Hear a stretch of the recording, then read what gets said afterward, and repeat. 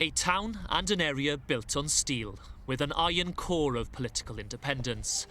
The people of Ebbw Vale and Blaenau Gwent aren't afraid of shaking things up. 20,505. It was a sensational victory in the 2005 general election, as Blaenau Gwent, Labour's safest seat in Wales at the time, fell to their former AM, Peter Law. And the voters of Blaenau Gwent and Ebbw Vale almost delivered another shock result last week. The expectation beforehand was that Labour would walk it. But, against the odds, Plaid Cymru pushed them all the way, slashing Alun Davies's majority from over 9,000 votes to a slender 650. You didn't vote? Why not? I'm not interested in politics. Never have voted, never will. OK, so not interested in politics, and you voted? I voted Plaid Cymru. I went with Plaid, I did. I voted Labour. OK, and why did you vote for the different parties? To have a change, because they haven't been in before, have they? So, Fancy something different? yeah. OK. Something different. What about you, Gwyneth? Have you always voted I Labour? voted anything else other than Labour. I got great faith in the Labour Party. After yesterday's vote, Labour say Plaid Cymru will have to explain to their voters in Blaenau Gwent and across Wales why they were on the same side as UKIP. Plaid have gone in coalition with the Conservatives. Yeah, did you see that? I did, yeah, absolutely disgusting. You didn't like that at all? I didn't like that, no. Oh, that's right, Considering she said she wasn't going to collaborate with anyone, didn't she? And now she's blooming gone in with her. Yeah, she's gone. And I like her, man, I do like her. For Plaid Cymru and the opposition parties, it was about sending a message. Labour doesn't have a majority. I think both parties were damaged by yesterday's events. For Plaid Cymru, there's now that claim that they courted the support of UKIP and the Conservatives, something that they said they wouldn't do in the election. And for Labour, it was difficult because Carwyn Jones looked out of control, and when you're trying to take control of a government, that's not a good place to be. It's early days in the new Assembly and a long time until the next election. But if events over the last few days have set the tone for this term, it's going to be an interesting 5 years. One of the biggest decisions our country faces is fast approaching. For many, it's a question of economics. Will we be better or worse off inside or outside the European Union? Has the EU helped or hindered us financially? It certainly helped Cardigan Bay Watersports. The new key business first took to the sea back in 2003, thanks, in large part, to an EU grant of almost £165,000. It was a significant element of that set-up fund. At the moment, you'd have to suggest that there's been a lot of money has come to West Wales. This is a poorer part of the UK, and you have to question whether a centralised government would devote as much of its scarce resource in this direction. Now, this structural funding, as it's known in the jargon, that Cardigan Bay Watersports was able to access is Brussels' way of boosting the poorer parts of the European Union. Back in 1999, when Wales first qualified for this economic aid, the then First Minister, Rhodri Morgan, hailed it as a once-in-a-generation opportunity.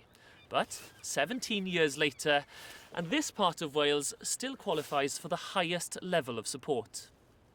By 2020, the West Wales and the Valleys region will have received almost £4.75 billion in EU funds.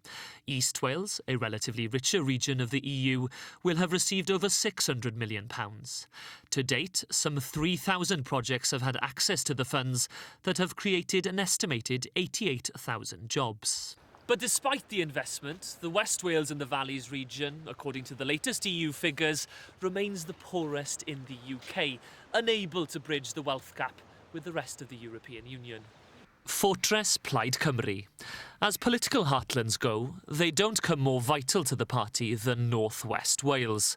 But Plaid has its sights set further afield.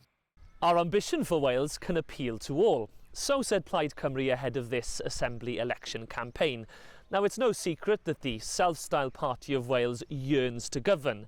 However, in order to do so, Plaid knows that it needs to appeal beyond its Welsh-speaking heartlands, such as here in North Wales. But particularly in recent years, Plaid has struggled to make such a breakthrough. plenty to sing about in 1999. In the first Assembly elections, Plaid won Islwyn and the Rhondda, traditional Labour seats. But since that high watermark, Plaid support has slowly receded.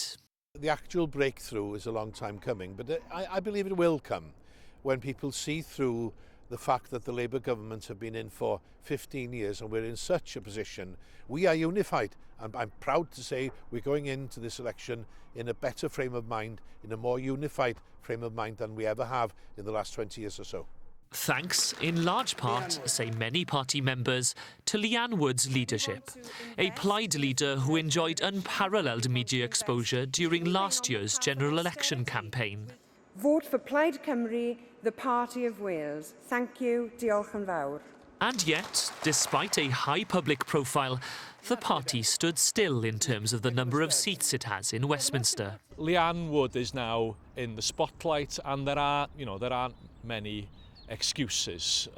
In terms of her credibility as leader, it's vital for her and for her party that they win constituencies, and that's a really tough ask, but that's the challenge that faces her over the next couple of weeks. Since becoming leader, Leanne Wood has targeted this Assembly election. Her challenge? Improve considerably on the 11 seats the party currently holds in Cardiff Bay, its lowest tally ever. I think this year we've got a very strong manifesto, and I think we're in a very good position. I think people of Wales are ready for change, and they're tired of Labour. That's where we can come and show that we can do a difference when we're given the chance as such. We showed that in 2007, and when we shared government, and that was where we were most effective. After being pushed into third place behind the Conservatives in the 2011 Assembly election, Plaid Cymru did a lot of soul-searching and now insists that its top team is a Welsh Government in waiting. But for that to happen, Plaid Cymru needs to have its best ever Assembly election result, at least double its number of AMs, and finally bridge that divide between its heartlands and the rest of Wales. It's no mean feat. James Williams, BBC Wales Today, Anglesey.